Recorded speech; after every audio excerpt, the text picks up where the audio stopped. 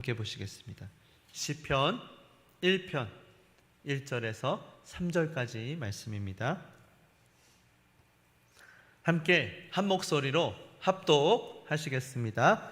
복 있는 사람은 악인들의 꾀를 따르지 아니하며 죄인들의 길에 서지 아니하며 오만한 자들의 자리에 앉지 아니하고 오직 여호와의 율법을 즐거워하여 그의 율법을 주야로 묵상하는도다. 그는 시냇가에 심은 나무가 철을 따라 열매를 맺으며 그 잎사귀가 마르지 아니함 같으니 그가 하는 모든 일이 다 형통하리로다. 아멘. 이 시간에는 주께 받은 복이라는 제목으로 서우성 강도사님께서 말씀을 전하실 때에 많은 은혜 받으시기 바랍니다.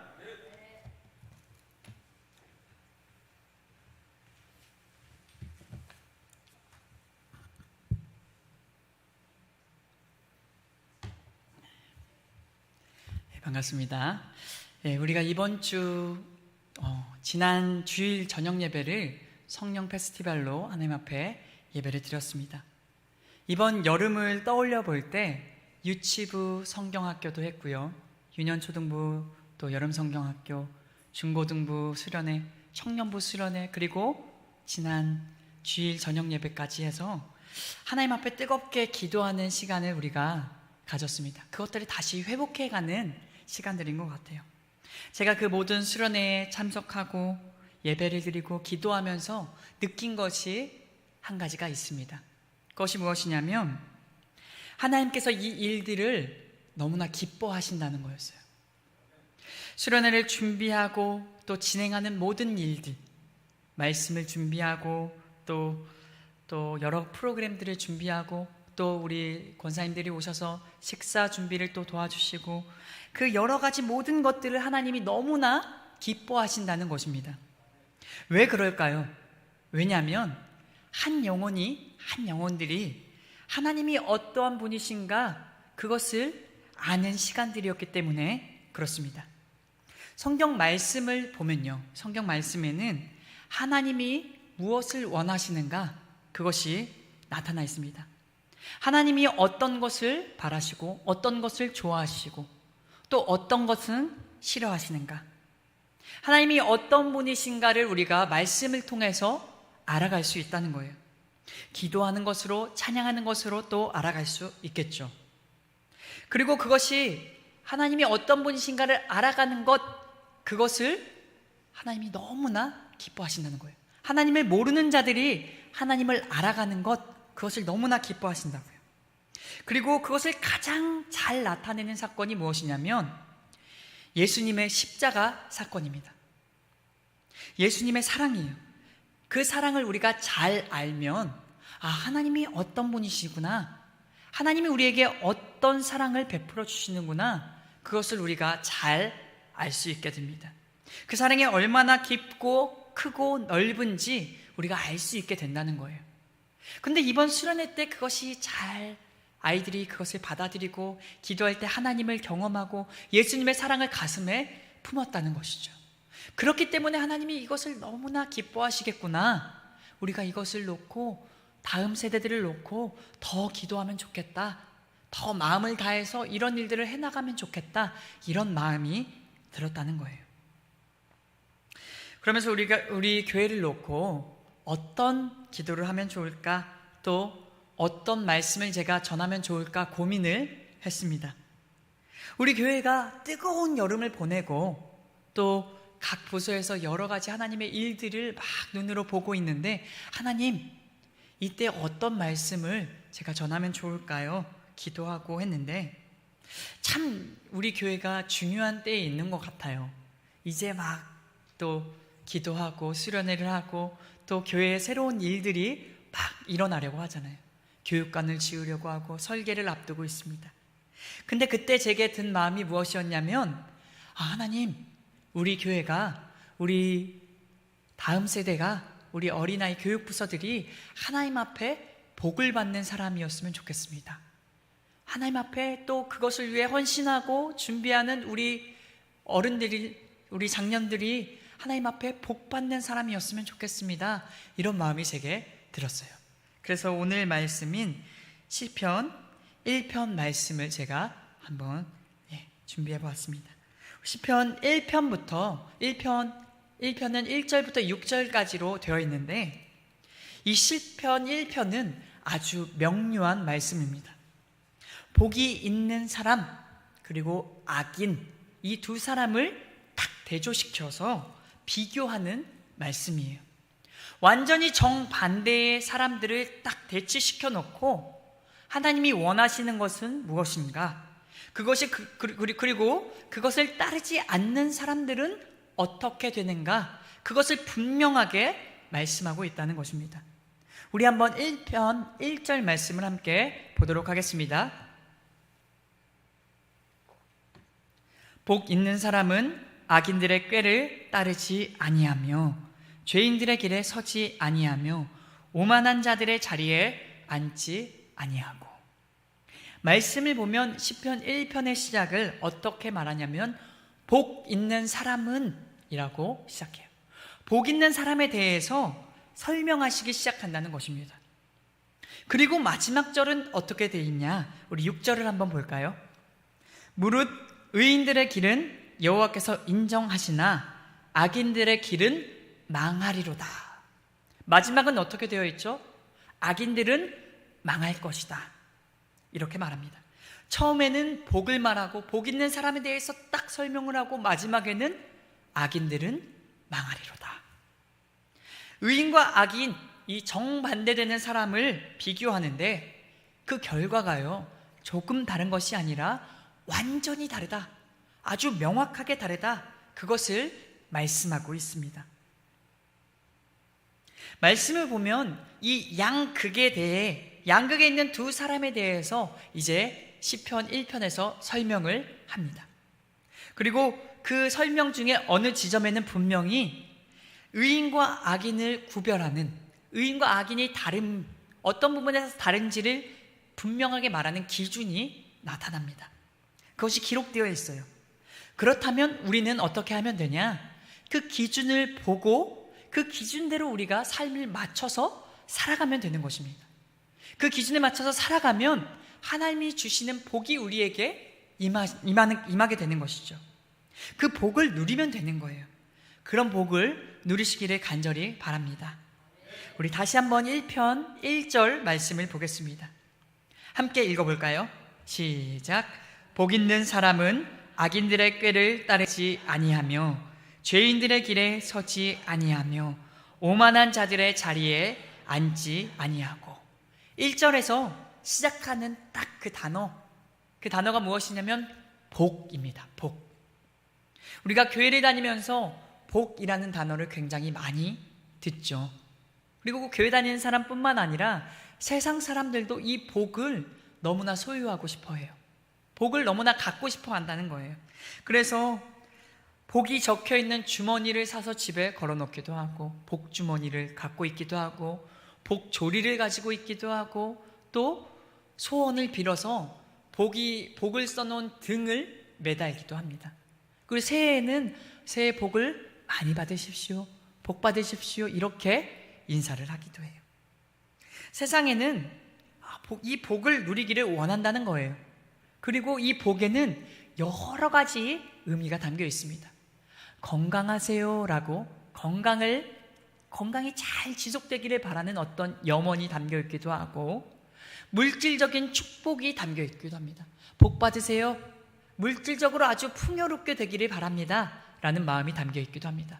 또는 연애, 결혼, 또 어떤 사업의 인연, 사람들을 만나는 어떤 인연에 그런 풍족함을 누리기를 바라는 어떤 그런 복도 돼요. 뭐라고 단정 짓기는 어렵지만 아무튼 좋은 거, 좋고 기쁘고 행복하게 만들어줄 수 있는 것, 그것을 누리라고 세상에서는 말한다는 거예요.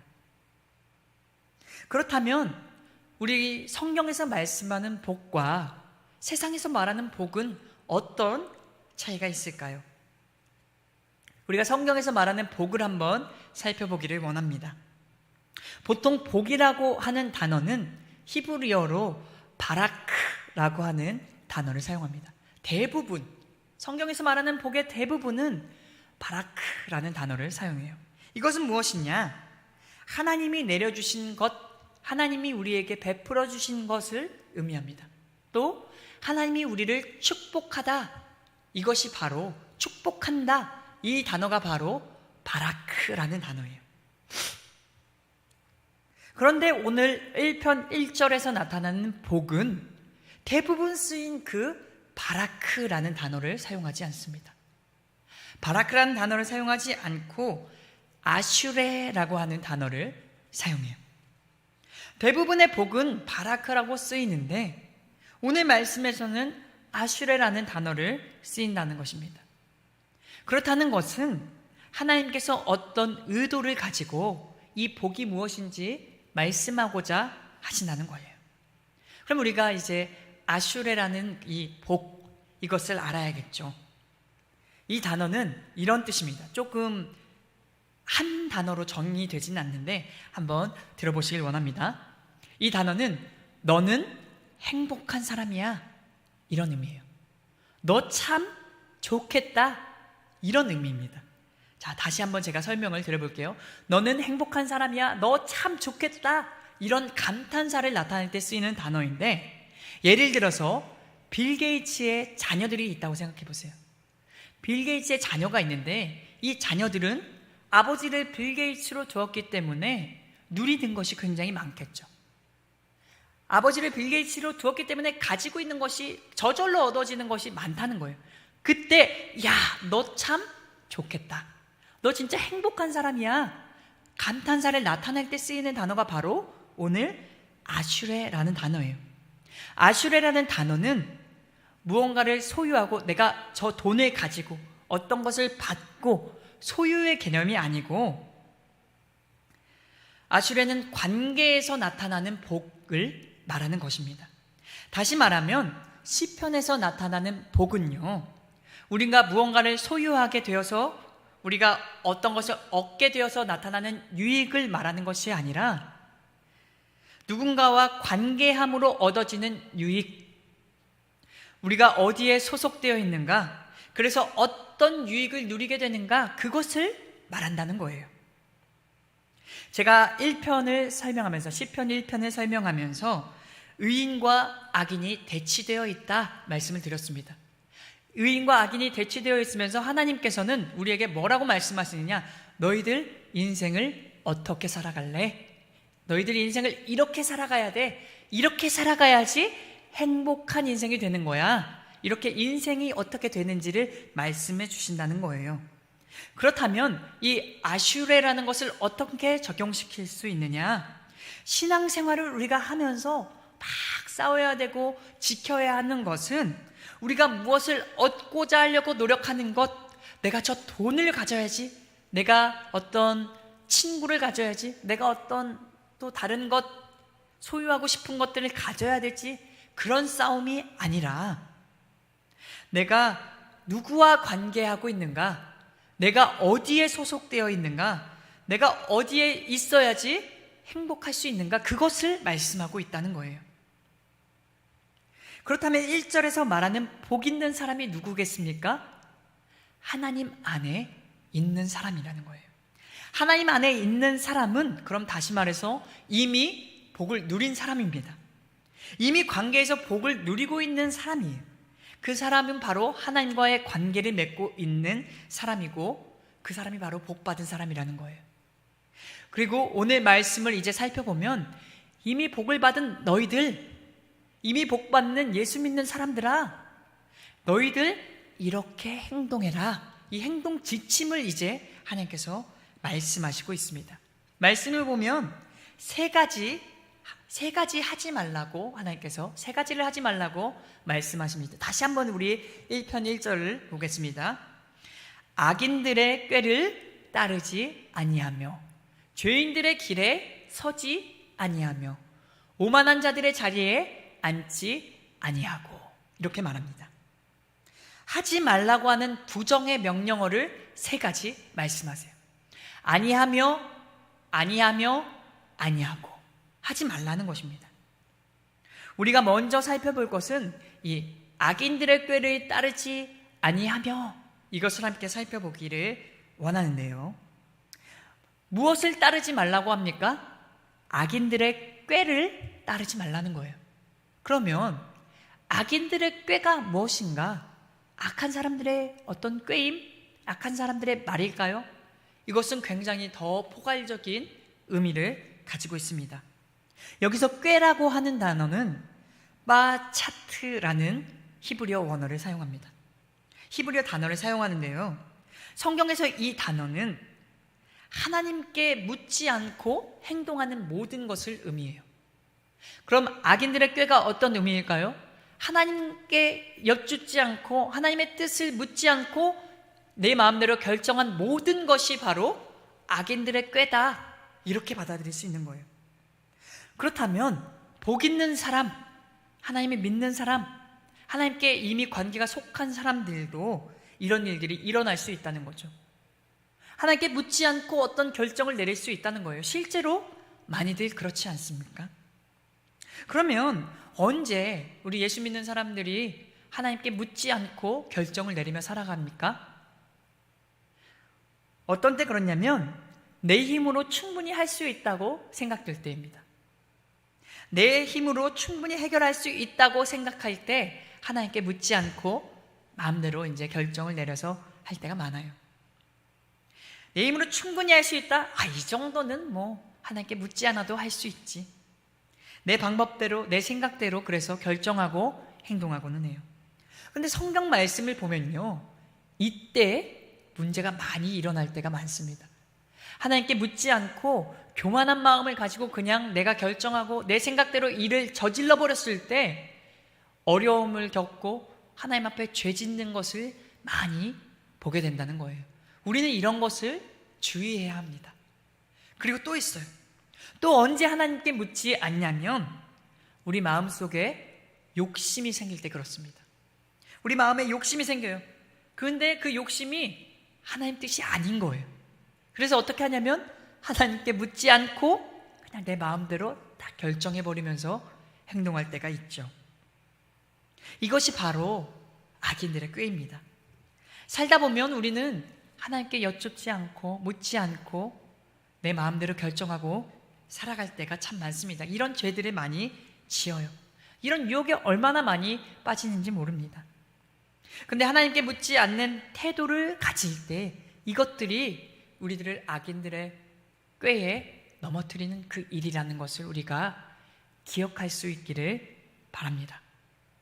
또 악인들의 꾀를 따르지 않는다.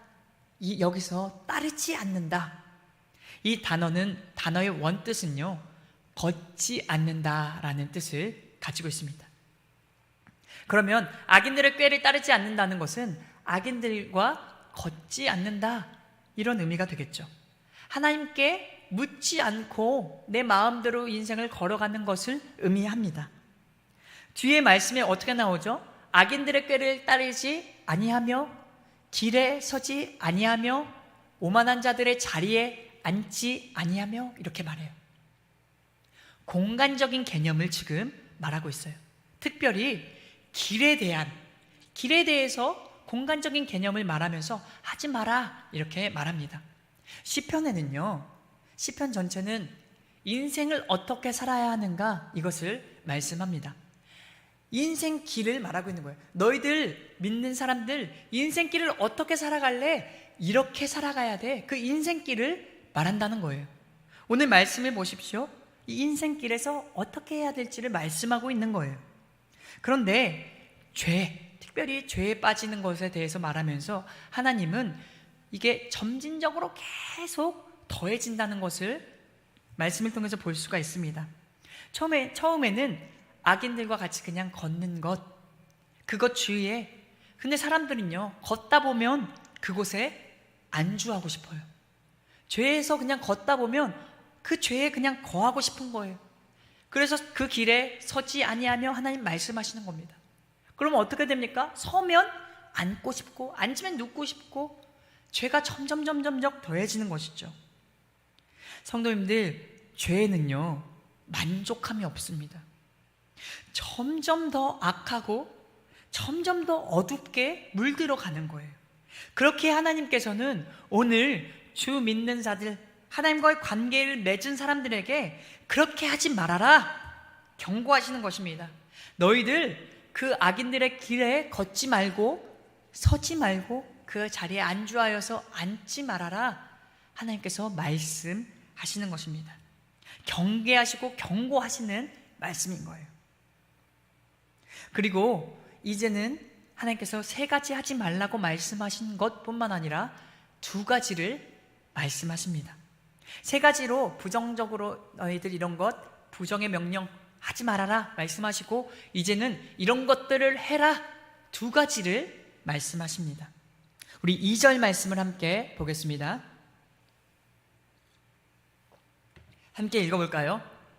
오직 여호와의 율법을 즐거워하여 그의 율법을 주야로 묵상하는도다. 아멘. 하나님이 말씀하신 복의 사람, 하나님께 그 관계에 속해 있는 사람들에게 하나님이 세 가지를 금하시고 두 가지를 해라, 적극적으로 해라 이렇게 말씀하십니다. 무엇을 말씀하시냐면 여호와의 율법을 즐거워하고 그리고 율법을 주야로 묵상해라 두 가지를 말씀하세요. 먼저 우리가 율법을 즐거워하는 것을 함께 살펴보기를 원합니다. 성도님들, 우리가 예수님을 믿는 사람입니다. 그렇죠? 예수님을 믿어요. 근데 예수님 믿을 때 우리가 지켜야 하는 것들이 많이 있습니까? 없습니까? 많이 있어요. 하지 말아야 할 것도 굉장히 많이 있고 해야 하는 것도 너무너무 많이 있습니다. 성경 말씀에는 너무나 많은 것들이 있다는 거예요. 지켜야 할 것들이 너무너무 많습니다.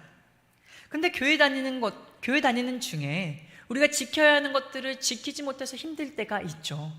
때로는 그것이 막 올무가 돼서 막 나를 감싸고 올무가 되고 족쇄가 되는 것 같은 때가 있어요. 또 교회를 다니면서 즐거움 없이 그 율법에 매여서 막 마음이 어렵고 웃음 없이 하나님 앞에 그냥 예배드리고 그렇게 사는 사람들도 참 많이 제가 보았습니다. 그것이 하나님의 말씀을 지키는 것이 짐이요, 족쇄요, 어떤 올무가 되는 사람들을 많이 본다는 거예요. 근데 오늘 말씀을 보면 여호와의 율법을 즐거워하라 이렇게 말씀합니다. 우리가 그 율법이 때로는 무겁게 느껴지고 해야 할 것도 참 많은데 어떻게 하나님의 명령, 율법을 즐거워할 수가 있겠습니까? 그것을 알려면 먼저 하나님이 우리에게 율법을 주신 이유가 무엇인지를 알아야 합니다. 하나님은 우리를 구속하려고, 우리를 막 얽매이려고, 올가매려고 하나님께서 우리에게 율법을 주신 것이 아니라는 것을 먼저 알아야 합니다. 우리를 얽매이기 위해 하나님이 하신 것이 아니라는 거예요. 율법의 참 뜻, 율법이 뭐라고 예수님께서 말씀하십니까? 너희들 율법 지킬 수 없어. 예수님께서 이렇게 말씀하시잖아요. 생각만으로도 너희들 범죄한 거야. 너희들 율법 못 지킨다.